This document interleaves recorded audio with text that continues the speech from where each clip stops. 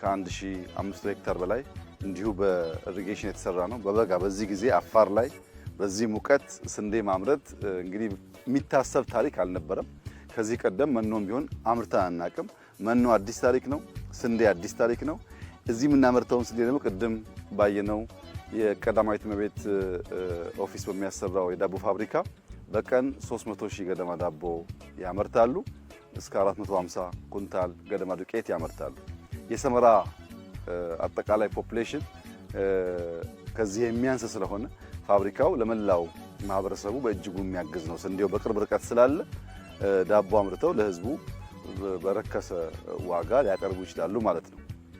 ኮሪደር በሚመለከት በጣም ጥሩ ጅማሮ ነው ያለው። የሰመራ የኮሪደር ልማት ከሌላው አካባቢ ለየት የሚያደርገው ብዙ የሚፈርስ ቤት፣ ብዙ የደቀቁ ሰፈሮች የሉበትም። ይብዛ የሚነስም ግንባታው ጥሩ ነው። የሚያስፈልገው መንገድ፣ የፍሳሽ ማስወገጃ ስርዓት መዘርጋት፣ የመብራት ስርዓት መዘርጋት፣ ግሪነሪ መትከል እና የከተማን ስታንዳርድ እንዲጠብቅ ማድረግ ነው የሚቀረው። ሰፋፊ መንገድ ስራዎች ተጀምረዋል። የግሪነሪ ስራዎች ተጀምረዋል። እነሱ ሲጠናቀቁ ምናልባት ከክረምት በኋላ በጣም የተሻለ ከተማ እናያለን። በእርሻ ያየነው አመርቂ ስራ ነው። የፋብሪካውም እንደዚሁ ከኢንዱስትሪ አንጻር ኢንዱስትሪያል ፓርኩም እንዳያችሁት መጠነኛ እንቅስቃሴ ያለው።